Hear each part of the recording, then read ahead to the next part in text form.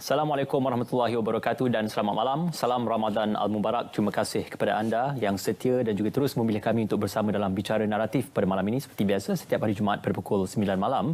Yang lebih pentingnya adalah kita ingin mengucapkan walaupun sudah masuk minggu kedua untuk bulan Ramadan Al-Mubarak ini, tetapi ada beberapa isu yang seringkali dibangkitkan oleh golongan rakyat ataupun golongan pengguna. Khususnya baru-baru ini kita dikejutkan dengan isu kenaikan harga barang, khususnya harga barang keperluan asas, yang lebih spesifiknya tentang isu harga ayam dan juga harga daging, dan ini telah pun menimbulkan perdebatan dalam kalangan masyarakat. Cumanya untuk bicara naratif pada malam ini, kita untuk berlaku adil memberikan penjelasan, memberikan satu suluhan yang lebih mendalam terhadap isu-isu yang seringkali dibangkitkan, dan amat molek untuk kita terus saja menjawab persoalan ini. Dan yang paling tepat untuk menjawab persoalan ini adalah Kementerian Perdagangan Dalam Negeri dan Hal Ehwal Pengguna. Untuk itu pada malam ini secara eksklusif saya bersama dengan Yang Berhormat Datuk Rossul Wahid yang juga merupakan Timbalan Menteri Perdagangan Dalam Negeri dan Hal Ehwal Pengguna Kapten HCP. Assalamualaikum. Selamat malam, Datuk. Apa khabar? Selamat berpuasa juga. Tidak terlambat untuk diucapkan kepada Yang Berhormat Datuk. Ini satu perkara yang menjadi perdebatan hangat dalam kalangan masyarakat, khususnya dalam tempoh menjelang Aidilfitri ataupun pada awal bulan Ramadan, tentang isu kenaikan harga barang. Jadi ini mungkin respon awal daripada pihak KPDN HCP untuk menjawab lebih lanjut tentang mengapa isu ini ditimbulkan dan bagaimana ia boleh terjadi. Yang Berhormat Datuk. Pertama sekali terima kasihlah kepada RTM.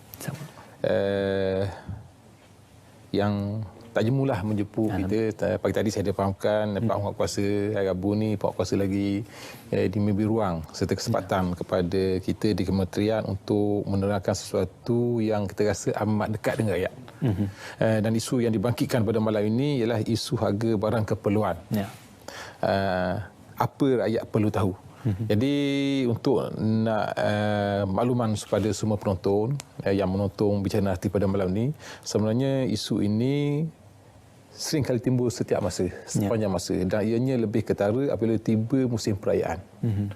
Dan apa yang berlaku dalam seminggu dua kebelakangan ini ialah berkenaan dengan harga ayam. Bila dikatakan harga ayam meningkat daripada sehari ke sehari. Jadi kita di kementerian terfikir kenapa ia naik. Bila kita menyiasat, dikatakan bahawa mereka mengatakan naiknya kerana harga makanan naik. Naiknya kerana harga minyak naik. Naiknya kerana forex, tukaran wang asing naik. Jadi itu menyebabkan mereka menaikkan harga ayam. Jadi saya fikir kalau itu alasan yang diberi, tidak ada logik. Kerana isu makanan naik itu dah lama dah naik. Minyak bukan setiap ekor naik ayam tu maknanya satu cetor minyak di ayam tu makan. Maknanya ia sekadar alasan. Dan ayam ni naik, hari ni naik 5%, esok naik 20%, lusa naik 30%. Jadi masa 3 hari tu naik mendadak. Jadi saya rasa kita berbincang dengan pegawai kita ada something wrong somewhere. Jadi macam mana pun kita kata kita kena buat tindakan untuk pastikan ayam tidak naik. Ditambah pula dalam keadaan kita sekarang ni COVID. Dan kadang kita nak puasa, kita nak beraya, jadi saya yakin, saya nampak ada unsur-unsur nak memanipulate dan memberi kesempatan untuk nak dapat untung yang banyak. Jadi siapa yang mengambil kesempatan dan siapa yang menyebarkan berita-berita seperti itu? Kita rasa ya mungkin daripada kilang, daripada ladang ayam, kemudian turun kepada pemborong, turun kepada pembekal, kemudian kepada runcek, kemudian rakyat kena. Jadi daripada 4-5 tingkat ini yang tertanggungnya rakyat. Rakyat pengguna yang menanggung terpaksa membayar harga yang begitu mahal. Bermula ladang mungkin dia beli dalam RM8-6. Kemudian ditolak kepada pemborong. Pemborong mungkin beli dalam RM6 mungkin RM8. RM2. Tapi sampai ke sini jadi RM10. Jadi pengguna yang kena bayar RM10. Jadi kita rasa tak wajar. Kerana benda ni berlaku bulan puasa. Tak puasa tak berlaku.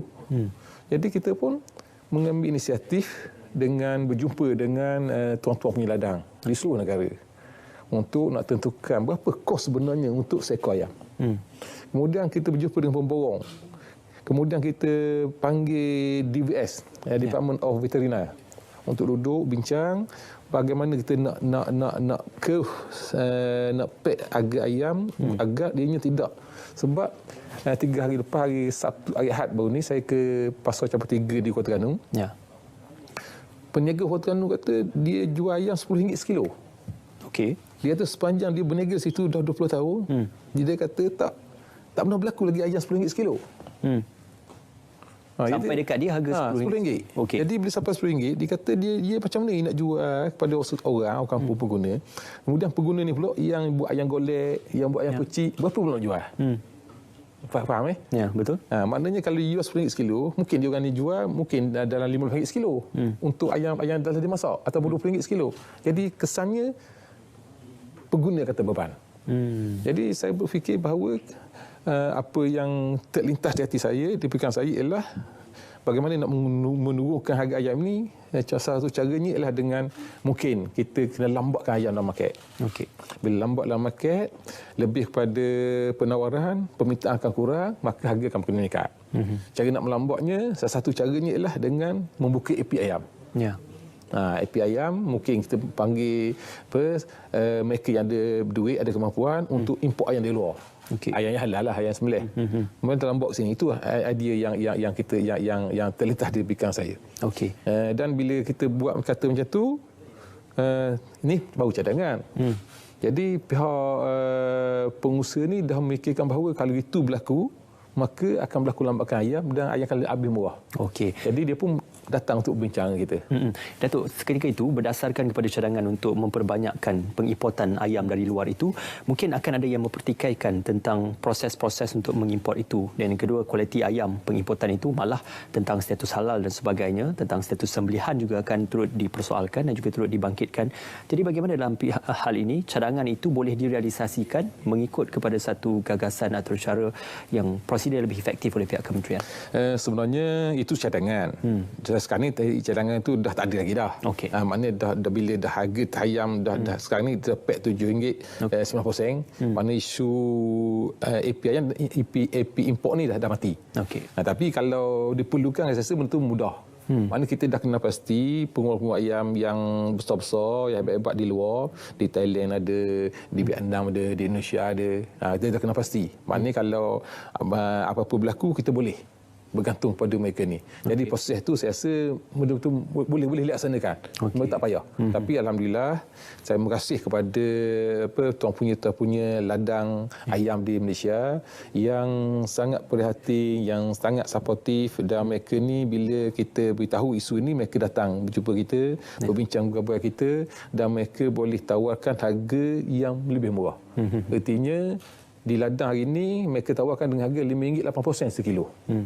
RM5.80 sekilo. Jadi dengan RM5.80 sekilo, bila dijual ke borong RM6.50, kemudian borong pembekal dalam RM6.8, jadi pembekal kepada peruncit RM7.50, RM7.9. Okey. Mana ada margin, setiap step tu ada margin. Cuma saya dapat call dan WhatsApp dari kawan-kawan mengatakan bahawa dia dapat daripada pemborong tu dah RM7.10 dah. Ya. Dia nak jual berapa dah? Macam mana nak jual RM7.90? Saya kata kalau itu you kena melapor pada kita di mana pemborong yang dapat. Sebab pemborong tu melakukan satu kesalahan, mencatut. Pemborong harga borong untuk ayam RM6.30. Okey. Ataupun ayam hidup. Ayam standard yang tak ada kaki semua itu RM7.10. Okey. RM7.10. Itu di pemborong lah. Pemborong. Maknanya kalau dibeli peruncit ni beli lebih daripada RM7.10, okey, lapor pada kita. Di peringkat pemborong pun boleh. Pemborong pun kena. Okey. Bukan pemborong je, daripada ladang pun. Ladang kalau you beli di ladang RM5.80. Okey. Tiba-tiba you beli sana RM7. Lapor dah kita. Okey. Maknanya mencatut ni, mengambil untung lebih ni bukan daripada pengguna kepada peruncit saja. Okey. Semua peringkat. Okey. Daripada ladang, pemborong, peruncit. Okey. Kalau berdasarkan kepada tingkat harga yang dikatakan, dinyatakan oleh Yang Berhormat Datuk tadi, di peringkat pemborong, peruncit dan juga pembekal, berapa harga yang boleh dianggarkan untuk sampai kepada pengguna kalau diikutkan daripada standard harga untuk waktu ini? Standard harga ini saya nampak kalau di ladang dia boleh beli dengan RM5.80. Okey. Dia proses mungkin dia boleh jual RM6.50. Kemudian dia berjual dalam RM7.50. Okey. Tapi kalau tetap shilling ni RM7.90. Itu harga maksimal. Dia boleh jual murah. Bukan dia beli RM7.50 dia jual RM7.90, bukan. Mana harga shilling dia RM7.90. Nak jual RM7, RM8 boleh, RM7 boleh, nak jual RM6 pun boleh. Okey. Mana lebih murah lebih bagus. Dan itulah yang dikehendaki oleh pengguna sebenarnya. Yang berhormat Datuk, kalau kita lihatkan pada isu yang viral, ada juga laporan mengatakan harga sekilo daging hampir mencecah RM40. Malah ada harga sekilo ayam juga hampir mencecah belasan ringgit. Jadi ini memberikan satu kitaran dan juga kesan kepada kitaran untuk penjualan ayam itu bukan saja pada ayam proses, tetapi untuk yang sudah dimasak ataupun mungkin nak dijual di bazar ataupun dijual di restoran. Jadi ini menimbulkan kerisauan bukan saja kepada peniaga-peniaga ayam segar dan juga ayam basah, tetapi juga untuk peniaga-peniaga di restoran dan juga pengusaha-pengusaha makanan. Jadi bagaimana Datuk melihat ini merupakan satu kesan berantai yang kalau tidak ditangani dari awal, ia akan memberikan satu kesan yang lebih parah lagi. Ya, itu saya katakan tadi. Sebenarnya ianya macam mata rantai. Ya. Mana kalau naik sini dia akan tu naik. Ya. Mana yang rantaiannya pembekal makanan, kedai, kemudian pengangkutan, cuma seakan akan naik. Dia akan berkait. Ya. Jadi antara itu kita kena buat sesuatu untuk pastikan ia tidak naik. Okey. Jadi baru minggu lepas dikatakan ayam ni naik 3 kali seminggu. So kita pun kena fikirkan cara mana nak stop dia stop daripada naik ialah dengan kita buat skim harga maksimum musim perayaan. Okey. Sebenarnya skim ini kita lakukan dekat nak raya. Lambat sikit. Biasanya 2 minggu atau seminggu sebelum raya. Okey. Ini kita akan tambah lagi. Sebab ada pihak pembakar mengatakan, masa saya kami peretah mula 30 barang.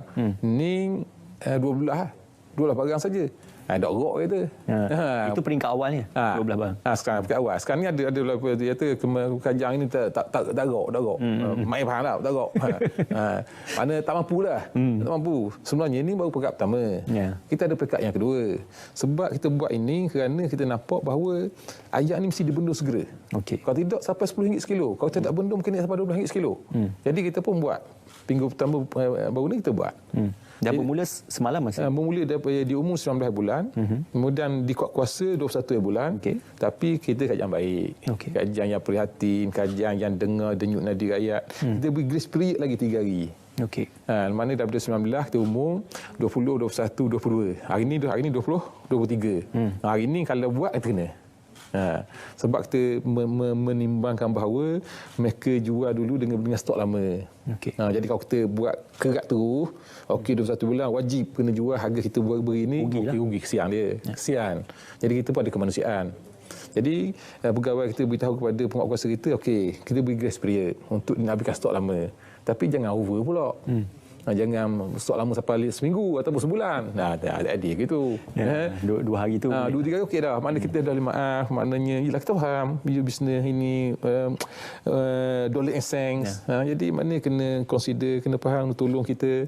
Jadi kalau selepas ni kita jumpa lagi jual daripada lebih dari harga yang kita tetapkan ini, maka tidak akan tegas kena ambil. Dalam pelaksanaan skim harga maksimum dan juga apa yang dikelolakan oleh pihak kementerian ini, apakah pewujudan jawatankuasa khas ke arah perkara tersebut, Datuk? Kita secara umumnya tak ada jawatankuasa khas sebab benda ni benda kerja kita tiap tahun. Dan skim haji maksimum ni untuk makluman penonton-penonton, ianya diperkenalkan semasa Tan Sri Muhyiddin Mat Yassin menjadi Menteri KPDN HEP dulu. Sejak tahun 2000 saya faham, tahun 2000. Jadi ini baby dia lah ni. Jadi benda ni kerja rutin kita. Cuma kita ada di kita ni dia dipanggilkan nakol, iaitu jawatankuasa ataupun mesyuarat kos hidup kebangsaan. Kita ada. Kita menjadi urus dia untuk nakol ini, untuk nak kaji bukan saja makanan, kita kaji juga dari segi kos pengangkutan, kos cara trend trend sekarang. Trend sekarang semua sekali itu perumahan, pendidikan terkaji semua sekali untuk nak tengok berapakah sepatutnya pendapatan rakyat Malaysia untuk nak hidup dalam keadaan yang selesa. Yang selesa.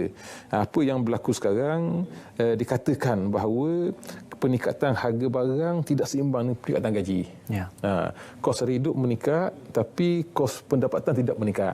Pendapatan tidak meningkat. Jadi itu menyebabkan jurang. Pun begitu kita bersyukur kerana negara kita walaupun dikatakan masih ada ramai yang B40 tapi kita tak terkedengaran mereka yang mati kebeluran. Mereka yang mati kerana kelaparan. Kerana di sana masih ramai orang-orang yang budiman, orang yang baik hati, yang dengar saja masalah, ada saja mereka yang kurang bernasib baik, ada yang membantu. Jadi ini satu benda yang saya rasa boleh dibanggakan. Jadi barang naik memang kita akui. Memang itu tak nafikan. Dulu saya ingat lagi, kalau saya masih kecil-kecil dulu, duit 10 sen tu boleh beli gula-gula tu 3 biji. Hari ni beri 10 sen tu budak tak pandang lah. Itu berapa tahun dulu tu? Itu tahun 80-an, 90-an atau 70-an. Masa saya kecil-kecil. Tapi pun begitu, masa saya kecil dulu, saya masih ingat lagi kalau nak makan sate tu, tunggu hari raya je. Hari raya tengok umur siapa. Lepas tu umur cikgu, pegawai kat kampung tu je sate. Kita tak boleh. Mana nak makan ipar tu bukan benda-benda yang mana susah lah. Mungkin 5 tahun boleh makan ipar sebiji mujur dulu. Tapi sekarang ni duit mudah, nilainya rendah. Tapi hari ni budak-budak kita ipar setiap hari boleh makan. Sate tak petang ada di pasar malam. Ada kemampuan. Maksudnya ialah saya nak katakan bahawa dulu duit payah, duit mahal, tapi kita tak mampu nak makan. Hari ni duit dia katakan nilainya murah, tapi kita mampu. Kualiti hidup dah berubah lah. Jadi kalau nak dibandingkan diberi pilihan antara dua tadi, zaman semua barang murah tapi kita tak mampu, dengan zaman barang mahal tapi kita mampu, saya rasa ramai nak pilih zaman mahal, kita mampu. Saya suka dengan perbandingan relatif yang diberikan oleh Yang Berhormat Datuk. Cumanya apa yang boleh disimpulkan untuk permulaan ini, mungkin kenaikan itu adalah kenaikan yang terkawal dan melalui satu proses kawalan yang telah pun digagaskan. Yang Berhormat Datuk, kita nak berehat seketika, semuanya kembali dalam Bicara Naratif.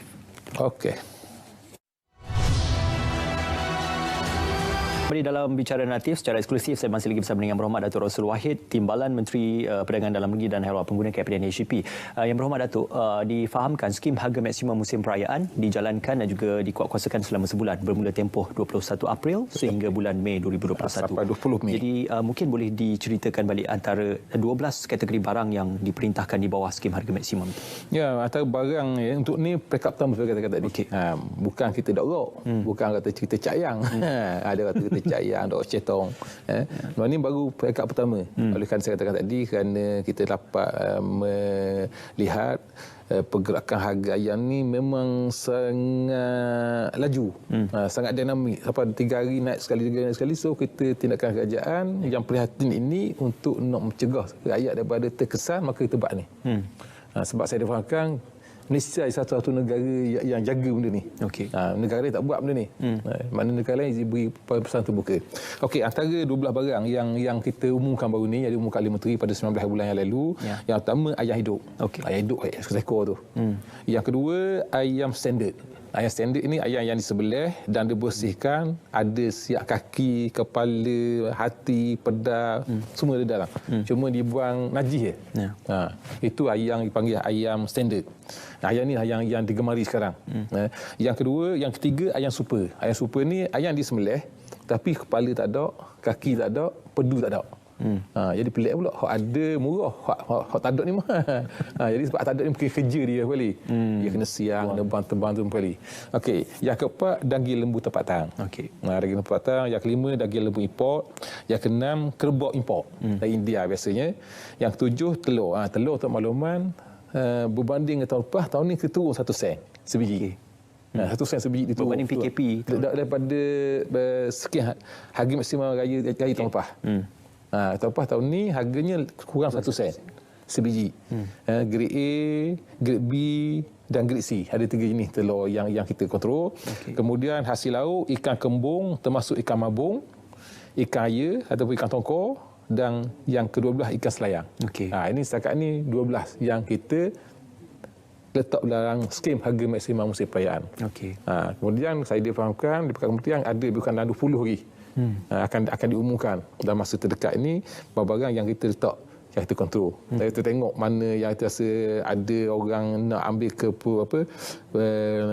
nak ambil kesempatan dalam keadaan rakyat susah ni, nak dicuba nak ambil tu, maka kita akan guna di akta kita untuk nak menyekat perkara tersebut daripada berlaku. Okey, itu yang disebutkan oleh Yang Berhormat Datuk. Berbanding tahun lalu, ini adalah langkah awal yang diambil oleh pihak kerajaan kerana kalau untuk skim harga maksimum kebiasaannya menjelang penghujung kepada bulan Ramadan ataupun menghampiri perayaan. Tetapi apabila kita bercerita tentang skim harga maksimum ini bukan saja menjurus kepada pengguna ataupun pembeli, ada juga keluhan daripada peniaga yang menyatakan bahawasanya mereka mengalami kerugian berpunca daripada kita kata aliran pemborong, peruncit dan juga peniaga tersebut. Jadi bagaimana untuk kita melihat adakah aduan ini terbukti benar kerugian yang dihadapi oleh para peniaga?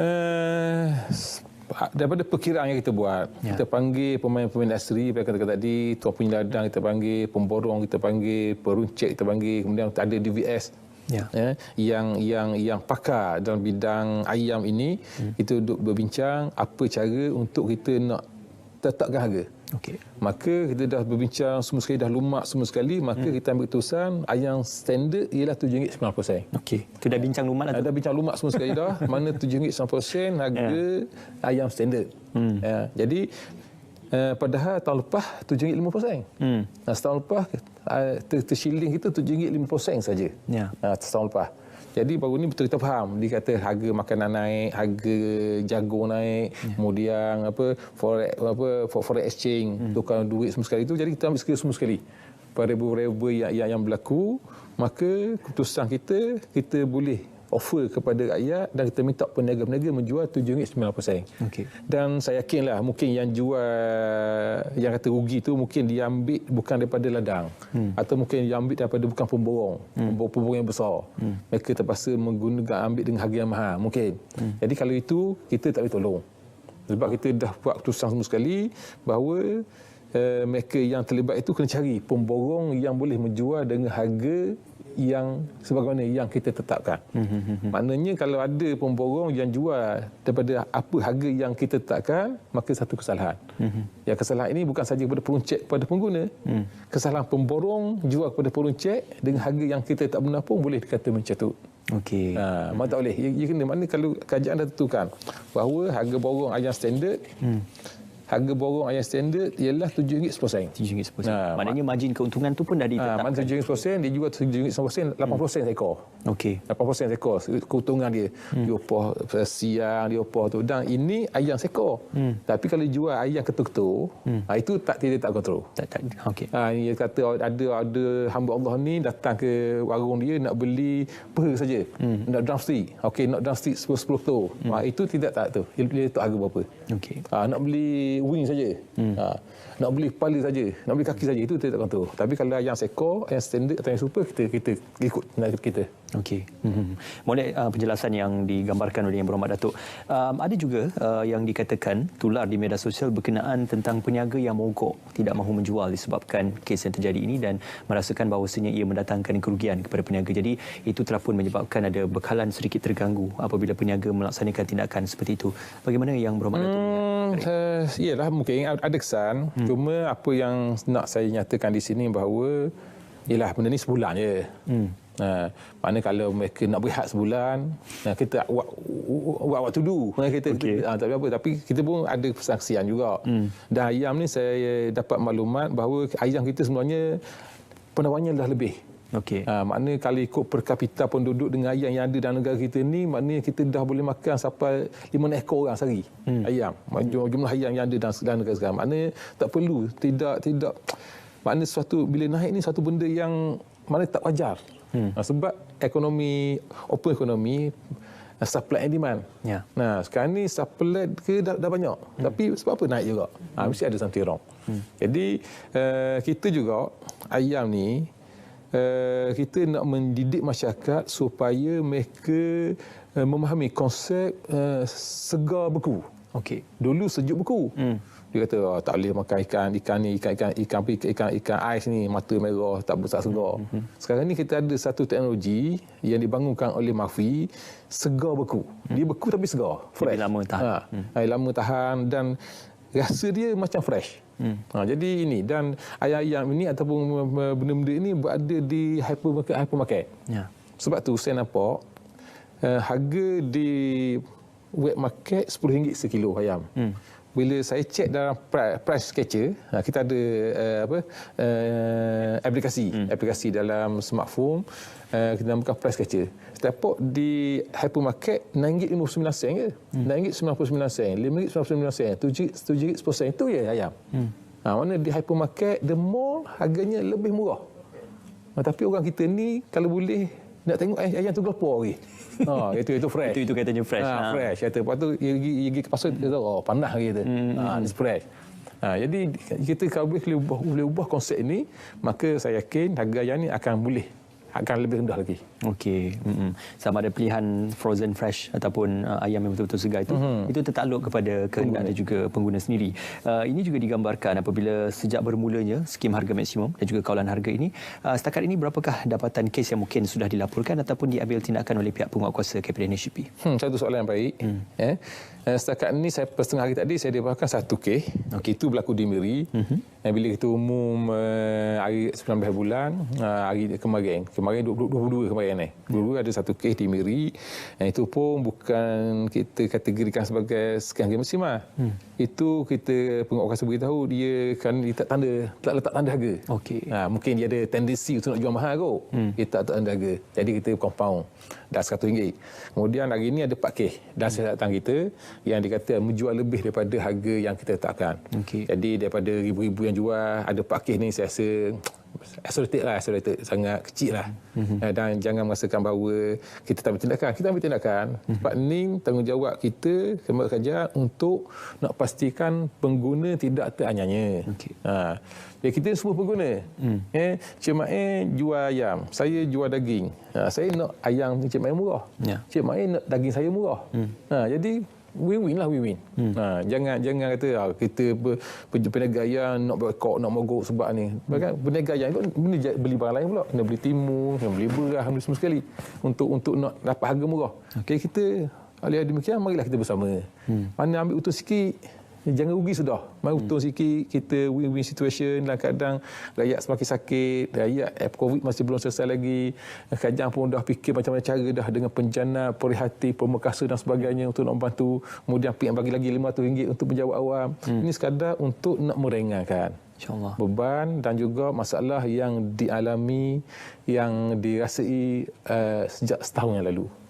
Jadi itulah saya rasa kita di pihak kementerian pun kita faham apa yang dirasai oleh rakyat, di pengguna. Tapi yang masa sama kita juga kesian pada peniaga. Kita bukan nak tekan peniaga, tidak. Sebab itu kita ni perdagangan dalam negeri dan hal ehwal pengguna. Dagangan lagi kita juga jaga, hal ehwal pengguna terjaga. Jadi kena balance. Jadi balance ini untuk pastikan keharmonian masyarakat. Cuma itulah yang menariknya di sebalik isu ini, kita dapat melihat kesedaran dan juga kebertanggungjawaan pengguna untuk memastikan hak mereka dipelihara dengan mengadakan pelbagai aduan dan sebagainya. Dalam perihal ini mungkin boleh dikongsikan sedikit tentang pematuhan buat ketika ini berdasarkan mungkin kepada kes-kes yang lalu ataupun kepada tahun lalu untuk skim harga maksimum dan juga untuk tahun ini, bagaimana kadar pematuhan apabila dikuatkuasakan?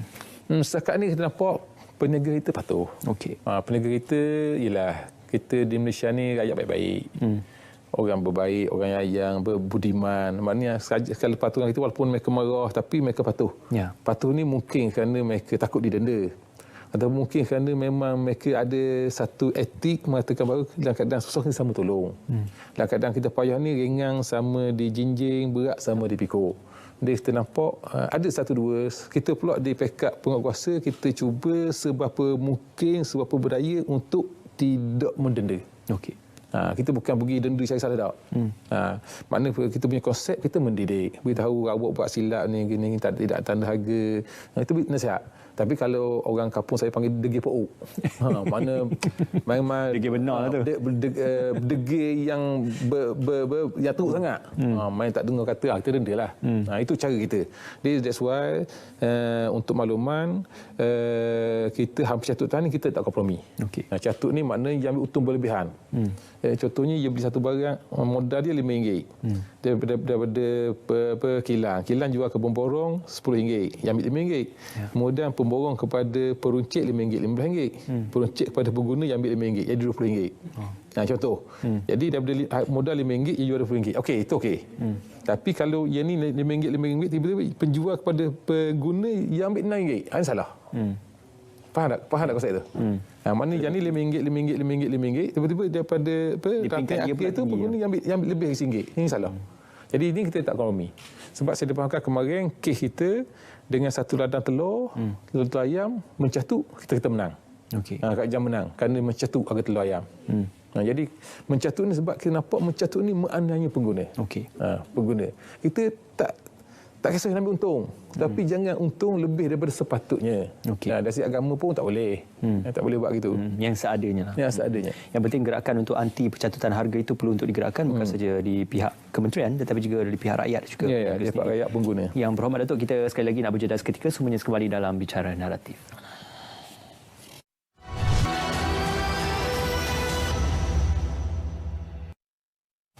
Ya, bersua kembali dalam Bicara Naratif. Isu harga barang keperluan yang meningkat naik, apa rakyat perlu tahu, masih lagi bersama Yang Berhormat Datuk Rossul Wahid.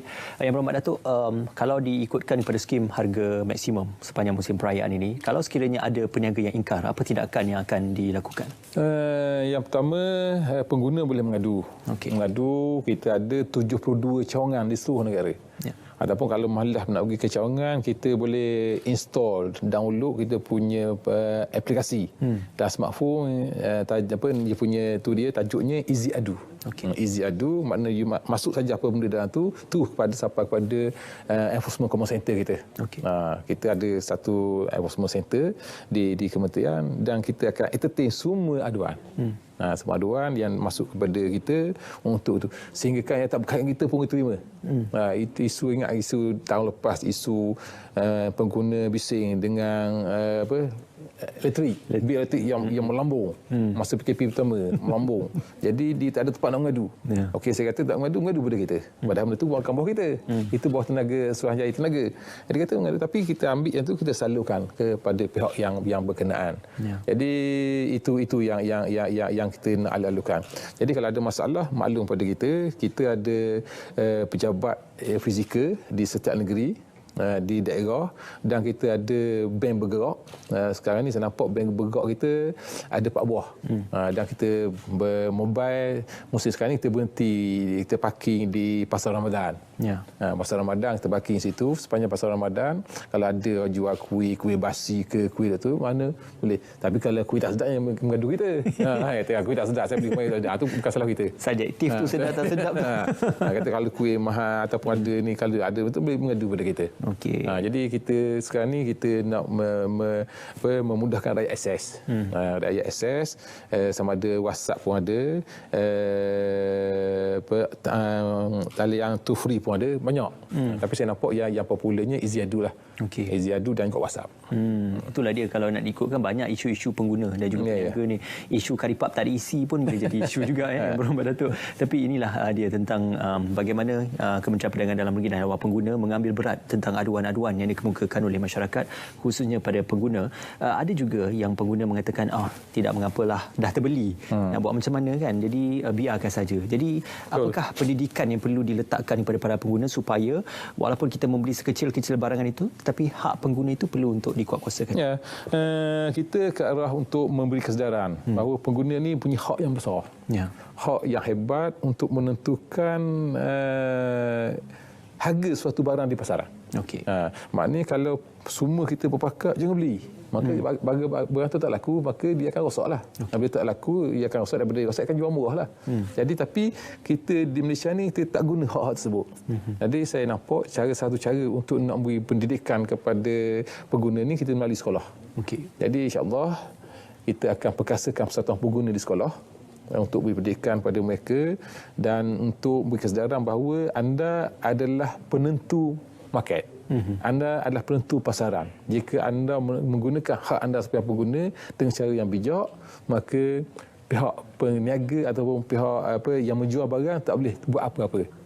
Jadi kalau ada sikap tersebut, maka kita yakin pengguna kita akan lebih mature dan peniaga ataupun penjual juga akan lebih profesional. Jadi sekarang ni mereka boleh buat sesuka hati kerana saya ada seorang kawan, contoh dia jual ikan tenggiri. Tenggiri dalam besar tu lebih kurang dalam 2 inci. Dia jual di Kuala Terengganu. Dia jual RM40 satu ketul. RM40. Saya tanya, itu berapa jual sama sangat? Berapa RM40? Seekor? Satu ketul, bukan seekor, satu ketul. RM40. Apa jawab dia? Aku jual RM40 pun, pukul 11 habis dah. Wow. Maknanya ada orang beli. Itu masalah kita. Mana bila jual apa? Mana RM40 pun ada orang beli. Pukul 11 pun dah habis dah. Maknanya, that's why, masalahnya ialah, kalau itu yang berlaku, kesian bagi orang yang B40. Mereka tak ada duit, mereka jadi kalau boleh kita lah win-win lah. Mana peniaga pun janganlah terlalu tamak. Sebab dalam agama Islam lah terutamanya kita ada konsep berkat. Sikit mencukupi. Tapi kalau banyak tapi masih tak cukup. Orang alim kata macam kita minum air laut. Makin minum makin dahaga, makin minum makin dahaga, makin banyak makin tamak, makin banyak makin tamak. Itu something wrong. Banyak alhamdulillah boleh dibahagikan, sikit alhamdulillah cukup. Itu konsep yang kita nak lahirkan. Bagi yang tidak beragama Islam, konsep etik. Beretika dalam menjalankan bisnes. Beretika dalam menjalankan urus niaga jual beli. Mana kesian. Ada mereka kurang bernasib baik, yang miskin, yang gedandangan, yang anak yatim, tak ada pekerjaan, tambah-tambah lepas Covid ni, mereka ni perlu juga hidup. Tapi maknanya kena consider untuk mereka juga. Jadi kalau ada sikap sebut, saya yakin kita antara peniaga dengan pengguna, mereka boleh duduk semeja, mungkin boleh berbincang dan boleh menjadikan Malaysia ni sebuah negara yang harmoni, yang sejahtera. Takut saya dengar harga ikan di kawasan Datuk tu. Ramai T20 kot agaknya kat sana. Tinggi. Itulah mahal sangat. Tapi nak bercerita tentang harga, bukan setakat harga tetapi menjelang musim perayaan ini mungkin kerisauan oleh para pengguna dan juga mereka yang akan meraihkan Hari Raya Aidilfitri tentang keperluan bekalan dan juga stok bekalan khususnya untuk bekalan-bekalan menjelang perayaan. Adakah jaminan daripada pihak kementerian tentang bekalan-bekalan barangan asas yang mencukupi menjelang perayaan nanti? Itu tanggungjawab kita dua. Yang pertama harga, yang kedua keberadaan barang. Kalau harga murah macam mana pun, kalau barang tak ada mana. Harga ayam RM2 sekilo. Tapi mana jual? Tak ada. Tak ada mana juga. Jadi kalau ayam mahal, kita tak mampu beli. Tak ada mana juga. So kita nak balance. Artinya hari ini kita di kementerian kita cek sebab di ECC saya kata tadi Enforcement Command Center kita ada senarai harga ayam, barang ayam pekor di ladang ni ada berapa ekor, berapa ribu ekor semua ada. Jadi untuk ayam dan barang lain sepanjang untuk menjelang perayaan ni rakyat ataupun pengguna jangan bimbang. Semua cukup, semuanya telah tersedia, semuanya telah ada. Cuma kita sekarang ni nak tentukan harganya ialah harga yang mampu dimiliki. Itu tugas kita. Yang kedua. Yang pertama tugas keberadaan barang. Yang kedua nak tentukan harga ianya janganlah terlampau mahal. Sehingga kan macam saya katakan ni ayam baru ni lepas RM10 sekilo di Terengganu. Kemudian di Penang yang ada laporan pada saya RM10.50 sekilo. Jadi ni tak patut. Pada saya tak patut.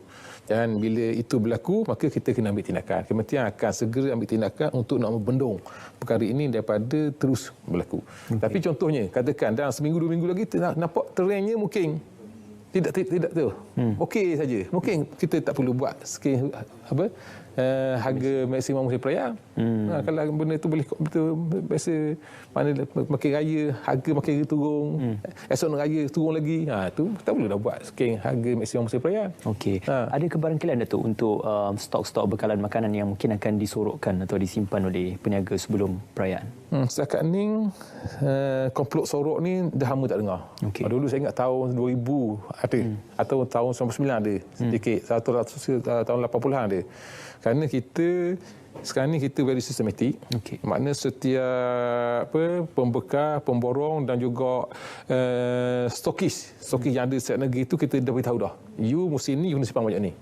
Makna kalau you nak simpan banyak ni. Tiba-tiba simpan benda hilang mesti disorok. Jadi kita pantau every single bag gandum ke gula ke, so isu sorok tak timbul. Tak timbul sekarang sebab kita sangat sistematik. Kita dapat menyimpan stok dan juga barang-barang ni mengikut keperluan berapa keluar pada kilang, ke mana disalurkan. Cuma kekurangan kita mungkinlah akan berlaku dianya di sudut keluar. Contohnya macam minyak masak. Oleh kerana minyak masak ni harga di Thailand lebih murah. Lebih mahal berbanding dengan harga tempat kita, maka dia bawa ke sana. Malam kemarin saya dipakai kita dah rampas 8,000 tan, 8,000 kilo Rasanya tak silap. Di sempadan Thailand.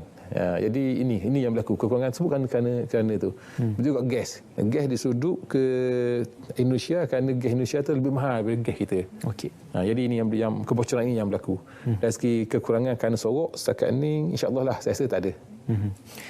Ini juga mungkin ada sedikit aduan daripada peniaga-peniaga kecil ataupun peniaga-peniaga di pasar borong atau pasar basah yang berdepan dengan persaingan daripada pasar besar ataupun supermarket besar yang menawarkan harga jauh lebih murah, khususnya untuk barang-barangan basah ataupun barangan keperluan asas.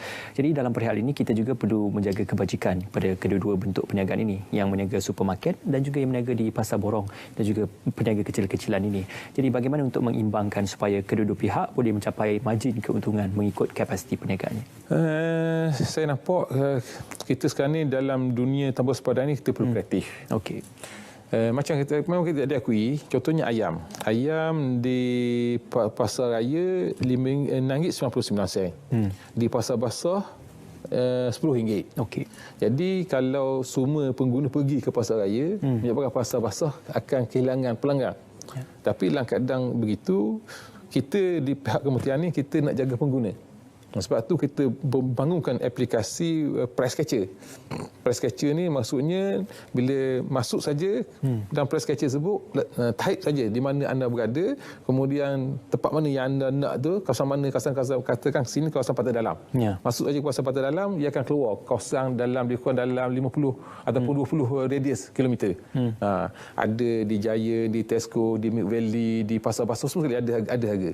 Jadi bila harga tu terpulang pada pengguna. Kerana harga yang murah sini, cuma dikatakan bahawa ayam di pasar raya ini tidak segar berbanding dengan ayam di wet market. Jadi itu terpulang. Tapi maknanya rakyat ada pilihan. Rakyat ada pilihan untuk nak pilih yang harga berapa dia nak. Dan berkaitan dengan masalah peniaga yang dikatakan memang berlaku persaingan, sebab saya pun ada pengalaman semasa jadi exco di Terengganu dulu, bila satu mall besar cuba nak buka di Kuala Berang. Saya tahu nama mall. Ada teringat cerita tu. Nak buka di Kuala Berang, saya persatuan pengguna, persatuan penjaja Kuala Berang. Beragak datang rumah saya. Dia kata, kalau boleh tolong yang bukalah, mati saya, bla. Saya kata, dia ada hak untuk buka. Dan kita pula rakyat ni nak beri yang terbaik untuk rakyat. Jadi rakyat ada pilihan. Kalau dulu rakyat pergi ke pasar Kuala Berang saja, sekarang ni rakyat dah ada mall, dan ada pasar raya. So pada saya, insya-Allah rezeki Allah ni luas. Jangan rasa tak ada rezeki sini kita, tak ada. Ada rezeki. Tapi alhamdulillah mereka boleh hidup juga sekarang. Mereka boleh survive, mall pun boleh hidup. Mereka boleh survive kerana rezeki Allah dah tentukan masing-masing. Yang bila ada mall situ, penduduk makin ramai, rakyat makin bertambah. Jadi ada orang yang suka pergi ke mall, ada orang tak suka pergi ke mall. Sebab ke mall ni ada tak banyak pilihan. Nak beli sayur, nak beli kakung, nak beli jering, tak ada di mall. Contoh, nak beli buah kedah tak ada di mall. Jadi pergi, jadi itu. Mana yang penting ialah bersyukur dan redha. Ada, alhamdulillah. Tak ada, alhamdulillah. Yang penting kreatif, kerana pilihan itu masih di tangan pengguna dan insya-Allah ada rezeki yang akan terhasil. Insya-Allah. Yang berhormat Datuk, kita nak sekali lagi berjeda seketika, semuanya kembali nanti dalam Bicara Naratif. Insya-Allah.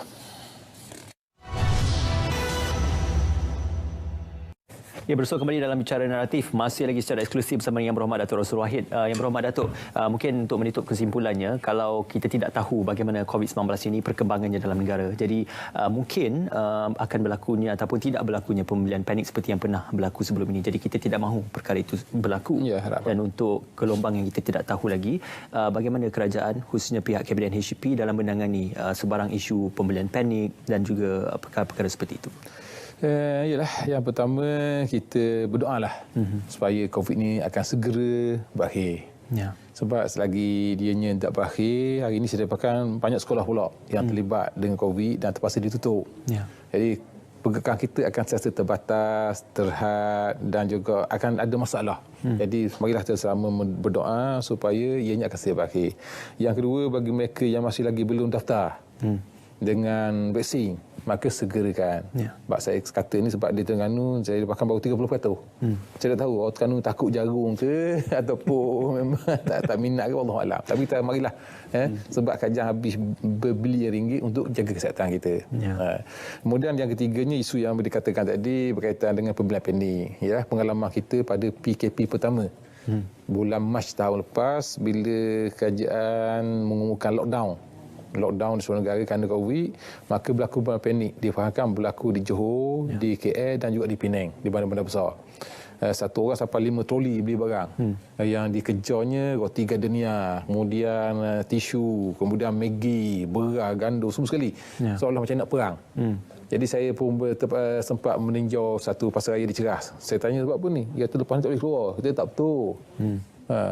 Ni PKP ni untuk menghad pergerakan, bukan tak pernah keluar. Jadi tak faham. Dia ingat macam darurat nak perang. Jadi alhamdulillah atas kerjasama kuat daripada pegawai kita, kemudian persahabatan, kemudian penerangan termasuk RTM menerangkan bahawa ini bukan darurat. Ini benar untuk nak curve COVID daripada merebak. Dan kita dapat kontrol pilihan panik seminggu 1 hari saja. Mana kalau kita tak kontrol mungkin boleh sampai seminggu. Jadi bila berlaku itu akan menyebabkan gangguan bekalan makanan. Rantaian makanan akan terganggu. Jadi kita tak nak itu berlaku. Jadi alhamdulillah berlaku sehari, kemudian masuk PKP 2, PKP 3 sampai sekarang, rakyat dah faham. Rakyat dah faham, memahami dan juga mengerti apa yang dimasukkan dengan PKP itu. Jadi saya yakinlah kalau berlaku lagi gelombang keempat ke kelima ke, rakyat kita dah mula faham. Dan mula sedar dan mengerti bahawa tak perlu beli panik. Tak perlu pergi menyerbu pasar raya, menyerbu kedai runcit, menyerbu ke stor-stor untuk nak beli makanan. Kerana benda itu tersedia. Dan kita, bagaimana saya kata tadi, fungsi kita di samping menjaga kestabilan harga barang, keberadaan barang juga kita kena jaga.